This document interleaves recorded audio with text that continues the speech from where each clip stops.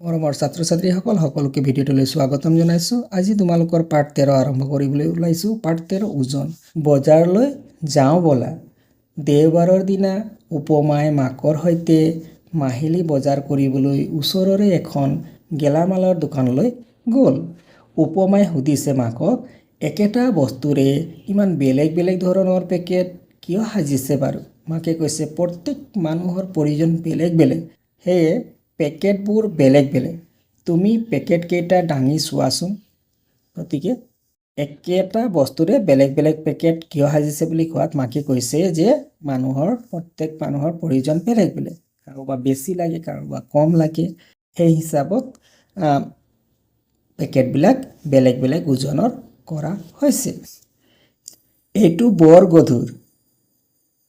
উপমাই পেকেটটো ধৰি কৈছে যে এইটো গধুৰ আছে, এইটো আগৰ পেকেটতকৈ বেছি গধুৰ, এইটো আগৰ পেকেটতকৈ বেছি গধুৰ। তাৰপিছত আকৌ ডাঙৰ পেকেটটো ধৰিছে, এই পেকেটটো আৰু বেছি গধুৰ, মই দাঙিবই পৰা নাই বুলি উপমাই কৈছে।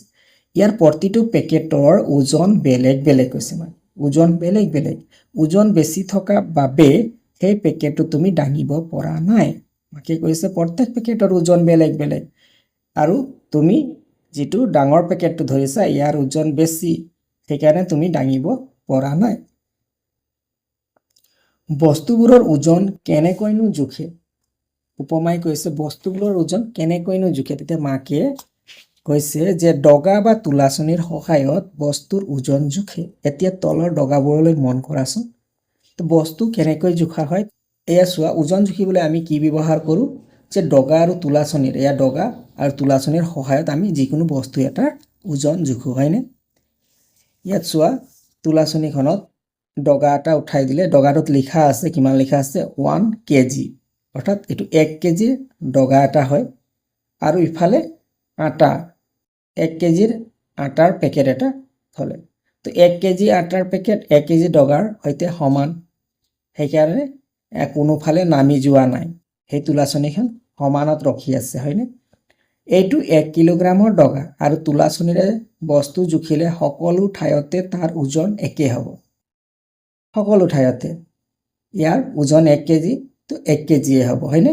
ইয়াৰ প্ৰতিটো পেকেটৰ ওজন 1 কিলোগ্ৰাম, আৰু প্ৰতিটো পেকেটৰ ওজন 1 কিলো। ডগাটো 1 কিলোগ্ৰাম আছে, পেকেটৰ যদি সমান হৈ আছে 1 কিলোগ্ৰাম ওজন হ'ব। জানি লওঁ আহা, 1 কিলোগ্ৰাম হ'বলৈ কিমান গ্ৰাম লাগে, বা কিমান গ্ৰামত 1 কিলোগ্ৰাম? 1000 গ্ৰাম। 1 কিলোগ্ৰাম হ'বলৈ কিমান গ্ৰাম লাগিব? 1000 গ্ৰাম। 1000 গ্ৰাম হ'লে 1 কিলোগ্ৰাম হয়। কিলোগ্ৰামক চমুকৈ এনেকৈ আমি লিখোঁ কিগ্ৰা, অৰ্থাৎ কিলোগ্ৰাম বুলিও কওঁ, বা এইটো এনেধৰণৰ আমি চুটিকৈ বা চমুকৈ লিখোঁ। এতিয়া পেকেট কেইটালৈ মন কৰা, এই পেকেট কেইটালৈ মন কৰা। এই পেকেটটো হৈছে নিমখৰ পেকেট 1 কিলোগ্ৰাম, আৰু এইটো আটাৰ 1 কিলোগ্ৰাম। দুইটা পেকেটতে লিখা আছে। প্ৰতিটো পেকেটেই বস্তুবোৰৰ ওজন লিখি থোৱা থাকে। পেকেটত কিমান ওজনৰ সামগ্ৰীটো আছে সেই পেকেটতে লিখা থাকে। এতিয়া চোৱা, ইয়াত কিছুমান বস্তু দিয়া আছে, যে এই বস্তুবিলাকৰ বিদ্যালয়ত মজুত থকা বিভিন্ন সামগ্ৰীৰ ছবি ওপৰত দিয়া হৈছে। প্ৰত্যেকটো বস্তু দাঙি চাই 1 কিলোগ্ৰামতকৈ বেছি ওজনৰ চিত্ৰবোৰত গোল চিন দিয়া, আৰু 1 কিলোগ্ৰামতকৈ কম ওজনৰ চিত্ৰবোৰত বৰ্গ চিন দিয়ে। ইৰেজাৰ, এই ৰবৰৰ ওজনটো 1 কিলোগ্ৰামতকৈ বেছি হ'ব নে কম হ'ব? এই ৰবৰৰ ওজনটো 1 কিলোগ্ৰামতকৈ কম হ'ব। কম ওজন হ'লে চিত্ৰটোত কি চিন দিব লাগিব? বৰ্গ। চাৰিকোণীয়া বনাব লাগিব, চাৰিকোণীয়া বাকচৰ ভিতৰত ছবিটো ল'ব লাগিব। এয়া হৈছে 1 কিলোগ্ৰামতকৈ কম ইৰেজাৰটো আছে। আৰু কি কি আছে সেইকেইটা লিখিবা। তোমালোকে বজাৰ কৰিছা, নিশ্চয় বজাৰ কৰা তোমালোকে 1 কিলোগ্ৰামৰ ওজনটো কিমান হয় সেইটো অনুমান কৰিব পাৰিছা। সেইমতে বস্তুবিলাকক তোমালোকে দাঙি চাই অনুমান কৰি 1 কিলোগ্ৰাম হ'ব নে নহয়, বা 1 কিলোগ্ৰামতকৈ কম হ'ব, 1 কিলোগ্ৰামতকৈ বেছি হ'ব, সেইমতে ছবিবোৰত ঘেৰ আৰু বাকচ বনাব লাগিব। এতিয়া কম্পাছটো 1 কিলোগ্ৰামতকৈ কম, গতিকে তোমালোকে কি কৰিবা? এনেকৈ বক্সৰ ভিতৰত সোমাই দিবা। কলমৰ ওজনো তোমালোকে গম পাইছা যে কলমটোতো 1 কেজি নহয়, 1 কেজিতকৈ কম হয়, গতিকে কলমটো বক্সৰ ভিতৰত ভৰাই দিয়া। তাৰপিছত চোৱা কোনটো কোনটো হ'ব 1 কিলোগ্ৰামৰ ওজন আৰু 1 কিলোগ্ৰামতকৈ কম। এতিয়া তোমালোকে নিশ্চয় চকী এখন যে গধুৰ হয় দাঙিবলৈ, ই 1 কেজিতকৈ বেছিয়ে হ'ব, গতিকে ইয়াত গোল চিন দিয়া। আকৌ বেগ এটা, বেগৰ ওজনটো 1 কিলোগ্ৰামত বা 1 কিলোগ্ৰাম বা 1 কিলোগ্ৰামতকৈ বেছি ওজনৰ হয়, সেইবাবে ইয়াত গোল চিন দি দিয়া। তাৰপিছত আৰু কোনটো কোনটো 1 কিলোগ্ৰাম হ'ব সেইকেইটাত গোল চিন দি দিবা। এতিয়া ডাঙৰ বাল্টিটো 1 কিলোগ্ৰামতকৈ বেছি ওজন হ'ব, ইয়াত গোল চিন দি দিয়া। তাৰপিছত ফুটবলটো চোৱা, ফুটবলৰ ওজন 1 কিলোগ্ৰামতকৈ কম হ'ব, ফুটবলৰ ওজনটো 1 কিলোগ্ৰামতকৈ কম হ'ব। কিতাপ এখনৰ ওজন, কিতাপখনৰ ওজন, বহীখনৰ ওজন 1 কিলোগ্ৰামতকৈ কম হ'ব, গতিকে ইয়াত বাকচ এটাৰ ভিতৰত ভৰাই দিয়া। তাৰপিছত মগ এটাৰ ওজন 1 কিলোগ্ৰামতকৈ কম হ'ব, ইয়াকো বাকচ ভিতৰত সোমাই দিয়া। তাৰপিছত চোৱা, এইটো নাচপতি ছবি যেন লাগিছে, গতিকে ইয়াৰ ওজন কিমান হ'ব? 1 কিলোগ্ৰামতকৈ কম হ'ব, গতিকে ইয়াত বাকচৰ ভিতৰত ভৰাই দিলোঁ। আৰু এনেধৰণে তোমালোকে যিবিলাক বস্তু 1 কিলোগ্ৰামতকৈ যদি বেছি যেন অনুমান কৰা, তাত তোমালোকে কি দিব লাগিব? 1 কিলোগ্ৰামতকৈ বেছি হ'লে গোল চিন দি দিবা আৰু কম হ'লে বাকচৰ ভিতৰত ছবিটো ভৰাই দিবা। এতিয়া পাল্লাখনলৈ মন কৰাচোন, এইখন পাল্লাখনলৈ চোৱা। পাল্লাখনৰ এফালে 1 কিলোগ্ৰামৰ নিমখৰ পেকেট আৰু আনফালে দুটা একে জোখৰ সৰু সৰু নিমখৰ পেকেট আছে। একফালে 1 কিলোগ্ৰামৰ এটা নিমখৰ পেকেট, আনফালে সৰু সৰু নিমখৰ পেকেট দুটা আছে। দুয়োফালে সমান ওজনৰ বস্তু আছে, ইফালে যিমান ওজন আছে সেইফালে সমানে ওজন, সেইকাৰণে পাল্লাখন সমানত আছে, নহ'লে যিকোনো এফালে তলত নামি গ'ল হেঁতেন। সমান হৈ থকা বাবে আমি গম পাইছোঁ যে দুটা নিমখৰ পেকেটৰ ওজনটো যিমান আছে এটা পেকেটৰ ডাঙৰ পেকেটৰ সৈতে সমান। এতিয়া নিমখৰ সৰু পেকেট, এতিয়া সৰু পেকেট দুটা চোৱা, সৰু পেকেট দুটা ডাঙৰ পেকেটটো নমাই পেলাই সৰু পেকেট দুটা নিমখৰ সৰু পেকেট দুটাৰ ওজন জুখি চোৱা হ'ল। এতিয়া সৰু পেকেট দুটাৰ ওজনো সমান, যে সৰু পেকেট দুইটাৰ ওজন সমান হ'ল। সৰু পেকেট কেইটাৰ ওজন কিমান হ'ব চিন্তা কৰাচোন। এতিয়া চোৱা, ডাঙৰ পেকেটটো কিমানৰ আছে? 1 কিলোগ্ৰামৰ আছে। ডাঙৰ পেকেটটো কিমান কিলোগ্ৰাম? 1 কিলোগ্ৰাম। আৰু ইয়াৰ লগত সমান কৰা হ'ল দুটা সৰু সৰু নিমখৰ পেকেট দিয়া হ'ল। সৰু সৰু নিমখৰ পেকেট দিয়াত এইটো পাল্লাখন সমানত আছে, তাৰমানে দুটা সৰু সৰু পেকেটৰ ওজনৰ সমানেই হৈছে 1 কিলোগ্ৰাম। এতিয়া তাৰপিছত কি কৰা হ'ল? এই ডাঙৰ পেকেটটো নমাই সৰু পেকেট দুটাৰ তাৰে এটা পেকেট ইয়াত থোৱা হ'ল, এটা পেকেট ইয়াত থৈ দিয়াত পাল্লাখন সমানত আছে। তাৰমানে এই দুটা সৰু পেকেটৰো প্ৰত্যেকটোৰে ওজন মানে ইটো ইটোৰ লগত সমান হোৱা বাবে ওজন, প্ৰতিটো পেকেটৰ ওজন সমান হোৱা বাবে এইটো পাল্লাখন সমানত আছে। এতিয়া এটা পেকেটৰ ওজন কিমান হ'ব কোৱাচোন? এটা পেকেটৰ ওজন, কাৰণ এইটো 1 কিলোগ্ৰাম দুটাৰ সমান আছিলে। এতিয়া এটাৰ ওজন কিমান হ'ব? এটাৰ ওজন, এটা পেকেট, দুটা পেকেট লগ লাগি পেলাই কিমান হৈছিলে? 1 কিলোগ্ৰাম। এইটো দুটা পেকেট লগ লাগি পেলাই কিমান হৈছিলে? 1 কিলোগ্ৰাম হৈছিলে। গতিকে প্ৰতিটো পেকেটৰ ওজন কিমান হ'ব? আধা কিলোগ্ৰাম। দুইটা মিলি 1 কিলোগ্ৰাম হৈছে, এটা কিমান হ'ব? আধা হ'ব, এইটো আধা হ'ব, 1 কিলোগ্ৰামৰ আধা। গতিকে এটা পেকেটৰ ওজন কিমান হ'ব? আধা কিলোগ্ৰাম। আৰু আধা কিলোগ্ৰামক কি বুলি আমি গ্ৰামত কেনেকৈ লিখা হয় চোৱা, 500 গ্ৰাম বুলি লিখা হয়। আধা কিলোগ্ৰামক 500 গ্ৰাম, বা আমি এনেকৈ ক'ব পাৰোঁ 500 গ্ৰামত আধা কিলোগ্ৰাম হয়, বা আধা কিলোগ্ৰাম গ্ৰামত লিখিলে, কিলোগ্ৰামক গ্ৰামত লিখিলে কি বুলি লিখিবা? 500 গ্ৰাম। 500 গ্ৰাম ক'লে আমি জানিব লাগিব যে 500 গ্ৰাম আধা কিলোগ্ৰাম, বা আধা কিলোগ্ৰাম বুলি ক'লে 500 গ্ৰাম একেই। পেকেট নথকা আধা কিলোগ্ৰাম বস্তুবোৰনো আমি কেনেদৰে জুখিম? আধা কিলোগ্ৰামৰ বস্তু জুখিবৰ বাবে আমি কি ডগাটো ব্যৱহাৰ কৰোঁ। এতিয়া ডগা ব্যৱহাৰ কৰি যিকোনো বস্তু উঠাই আধা কিলোগ্ৰামৰ ওজনৰ বস্তু জোখা হয়, হয়নে? আধা কিলোগ্ৰামৰ পৰা আধা কৰিব পাৰিনে চাওঁ আহা। ইয়াত চোৱা, ইয়াত 500 গ্ৰামৰ এটা পেকেট আছে পাল্লাখনত আৰু ইয়াত সৰু সৰু পেকেট দুটা আছে আৰু ওজন সমান হোৱাৰ কাৰণে পাল্লাখন সমানত আছে। এতিয়া চোৱা, 500 গ্ৰামৰ চাহপাতৰ পেকেটটোৰ ওজন কেইটা সৰু পেকেটৰ ওজনৰ সমান? 500 গ্ৰামৰ চাহপাতৰ পেকেটটো কেইটা সৰু পেকেটৰ সমান হৈছে? 2টা, গতিকে 2 লিখিবা। প্ৰতিটো চাহপাতৰ সৰু পেকেটৰ ওজন কিমান? প্ৰতিটো চাহপাতৰ সৰু পেকেটৰ ওজন কিমান হ'ব? 500 গ্ৰামৰ আধা হ'ব, হয়নে? প্ৰতিটো চাহপাতৰ সৰু পেকেটৰ ওজন 500 গ্ৰাম, এই দুইটা মিলি 500 গ্ৰাম হৈছে।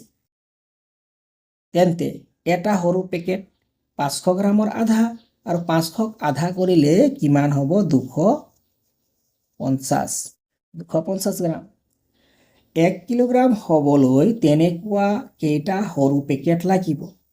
এনেকুৱা সৰু পেকেট কেইটা হ'লে 1 কিলোগ্ৰাম হ'ব? 2টা হ'লে আধা কিলোগ্ৰাম হৈছে, অৰ্থাৎ 500 গ্ৰাম মানে আধা কিলোগ্ৰাম। তেন্তে 1 কিলোগ্ৰাম হ'বলৈ কেইটা সৰু পেকেট লাগিব? 4টা। আধা কিলোগ্ৰামত 2টা, আকৌ আধা কিলোগ্ৰামত 2টা, আধা 1 কিলোগ্ৰাম হ'ব, 2টা 4টা, গতিকে সৰু পেকেট কেইটা লাগিব? 4টা লাগিব। কৰি চাওঁ আহা, ক অংশৰ ওজনবোৰৰ লগত খ অংশৰ ওজনবোৰ মিলোৱা। 1 কিলোগ্ৰাম, চোৱা 1 কিলোগ্ৰাম কোনটোৰ লগত মিলিব? 8টা 250 গ্ৰাম, 8টা। তাৰপিছত 2টা 500 গ্ৰাম, মানে 500, তোমালোকে পাইছিলা 500 মানে আধা কিলোগ্ৰাম। 2টা আধা কিলোগ্ৰাম লগ লাগিলে 1 কিলোগ্ৰাম, এইটো ইয়াত মিলাবা। 2 কিলোগ্ৰাম, ইয়াত চোৱা 8টা 250 গ্ৰাম, 8টা 250 হ'লে 4টা 250 হ'লে 1 কিলোগ্ৰাম হয়। কাৰণ ইয়াৰ আধা আমি কৰিছিলোঁ আগৰ পৃষ্ঠাত, 500ৰ আধা 250 দুটা হ'লে আধা হয়। তো 250 ইয়াত 8টা আছে, 4টাত হৈ যায় 1 কিলোগ্ৰাম আৰু 4টাত হৈ গ'ল 1 কিলোগ্ৰাম। তো 8টা আছে, তেতিয়া 2 কিলোগ্ৰাম হ'ব। 3 কিলোগ্ৰাম কোনটো হ'ব? চোৱা 3 কিলোগ্ৰাম, ইয়াত 500, 3 কিলোগ্ৰাম, ইয়াত 12টা আছে। 8টাৰ কাৰণে কেই কিলোগ্ৰাম হ'ল? 2 কিলোগ্ৰাম। 4টা হ'লে 1 কিলোগ্ৰাম, 8টা হ'লে 2 কিলোগ্ৰাম, এতিয়া 12টা আৰু 4টা বাঢ়ি গ'ল, গতিকে 4টা বাঢ়ি গ'ল 250 গ্ৰাম। 8টাৰ পৰা আকৌ 4টা 12টা হ'ল, 4টা 250ত 1 কিলোগ্ৰাম হয়, আকৌ 4টা 250 গ্ৰামত 1 কিলোগ্ৰাম, 8টাত 2 কিলোগ্ৰাম, 12টাত কিমান হ'ব? 3 কিলোগ্ৰাম। তাৰপিছত 4 কিলোগ্ৰাম, 4 কিলোগ্ৰাম কোনটোত হ'ব? ইয়াত চোৱা আধা কেজি বা 500 গ্ৰাম কেইটা আছে? 8টা আছে। আধা কেজি 2টা হ'লে 1 কেজি হয়, 2টা।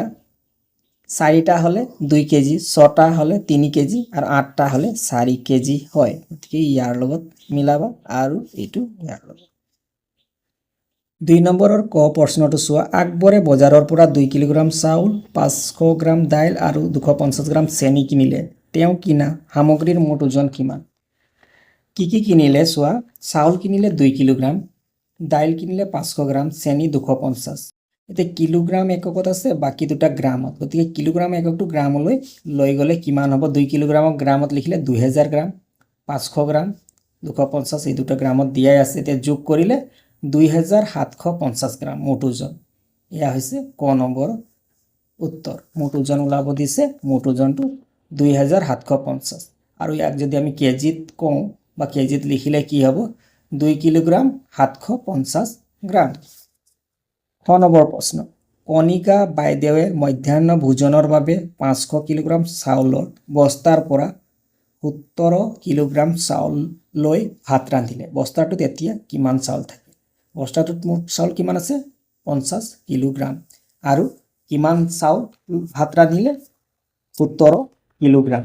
তে এতিয়া বস্তাটোত কিমান চাউল থাকি গ'ল সেইটো উলিয়াব লাগে তে সেইটো উলিয়াবৰ কাৰণে এনেকৈ কৰিবা যে বস্তাটোত কিমান চাউল আছিল বস্তাটোত মুঠ চাউল 500 কিলোগ্ৰাম ভাত ৰান্ধিলে কিমান 17 কিলোগ্ৰাম তে বস্তাটোত বাকী থাকিল তে বাকী থাকিল বুলি ক'লে সদায় বিয়োগ কৰিবা আৰু মুঠ ওলাবলৈ যাওঁতে সদায় যোগ কৰিবা তে বিয়োগ কৰিব লাগিব এক ধাৰ কৰিলে 10 হ'ল 10ৰ 7 গ'লে 3 হ'ল 10ৰ 7 গ'লে 3 ইয়াত থাকিলে 4ৰ 1 গ'লে 3 অৰ্থাৎ 33 কিলোগ্ৰাম বস্তাটোত কিমান চাউল বাকী থাকিল 33 কিলোগ্ৰাম বাকী থাকিল এতিয়া তাৰ পিছৰ প্ৰশ্নটো চোৱা গ নম্বৰ 250 গ্ৰাম চেনিৰ দাম 12 টকা হ'লে 1 কিলোগ্ৰাম চেনিৰ দাম কিমান হ'ব 250 কিলোগ্ৰাম চেনিৰ দাম কিমান টকা 12 টকা 12 টকা হ'লে 1 কিলোগ্ৰামৰ দাম কিমান হ'ব এতিয়া গ নম্বৰৰ উত্তৰ চোৱা 250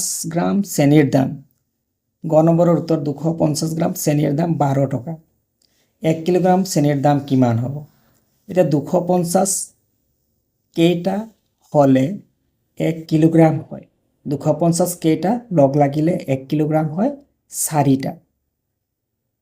4টা লগ লাগিল সেইবাবে তোমালোকে 12ৰ লগত 4 পূৰণ কৰিব লাগিব আমি পাইছিলোঁ নহয় সৰু পেকেট এনেধৰণৰ সৰু পেকেট কেইটা 250ৰ সৰু পেকেট কেইটা লগ লাগিলে এটা 1 কেজিৰ পেকেটৰ সমান হ'ব 4টা গতিকে এনেকৈ 4টা পেকেট দৰকাৰ হয় লাগিব গতিকে 4 পূৰণ কৰিব 12ৰ লগত 4 পূৰণ কৰিলে 4 2 গুণ 8 4 1 গুণ 4 তো 1 কিলোগ্ৰাম চেনিৰ দাম কিমান হ'ব 48 টকা ঘ নম্বৰ প্ৰশ্ন বানপানীৰ সাহায্যতে ৰমেনে 40 কিলোগ্ৰাম চাউল ভগালে প্ৰতিটো পৰিয়ালকে 5 কিলোগ্ৰামকৈ প্ৰতিটো পৰিয়ালকে 5 কিলোগ্ৰামকৈ চাউল দিলে মুঠ কিমানটা পৰিয়ালক চাউল ভগাব পাৰিব মুঠ চাউল কিমান আছে 40 কিলোগ্ৰাম এটা পৰিয়ালক কিমানকৈ ৰমেনে দিছে 5 কিলোগ্ৰাম তেন্তে কিমানটা পৰিয়ালক দিব পাৰিব তো ঘন চোৱা